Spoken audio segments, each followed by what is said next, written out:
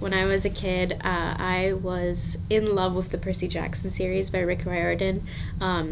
It opened my world up to mythology and the history of Greeks and Romans and Egyptians and all of that fun stuff.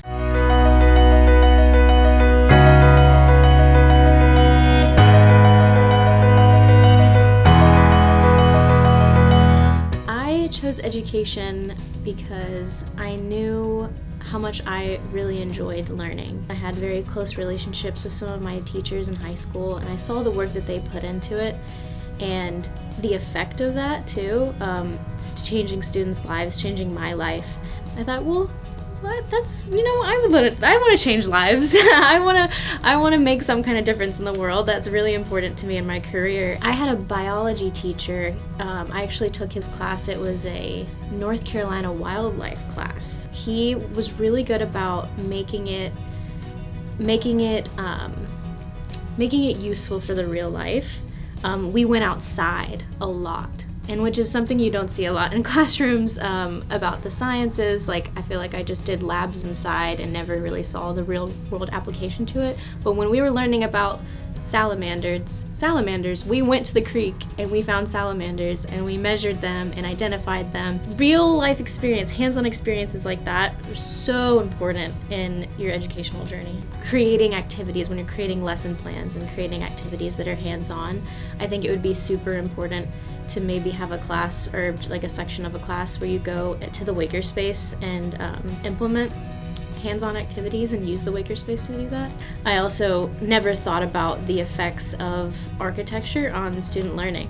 The Education 311 class, Learning and Cognitive Science, Dr. Sakal taught it when I took it, and he did a half-semester project in the Wakerspace where we got to actually use the 3D printer and the laser cutter to create a 3D mini diorama of our own classroom based off of the psychological effects of like a chair or a table, or like having wheels or not being able to move around furniture, how that affects the learning environment. I took an education class. I took the 201 intro class, and that was also taught by Dr. Sakal.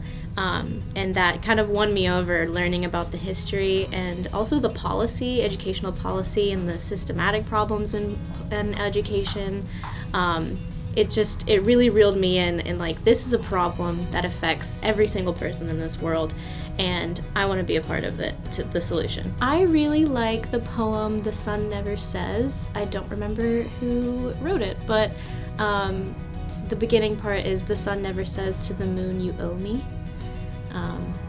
So it's about that relationship with the sun and the moon, or just your relationships with people and humans in general, and doing stuff without expecting something in return.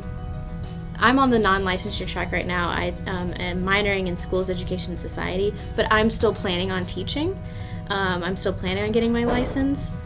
I think that the options that they have in the education department allows you to explore what you want to do without committing to teaching right after you graduate if you don't want to, which I think is really important, because I am a Spanish major. I kind of want to travel first and really hone in my language skills, and Wake allows me to do that with the different options they have.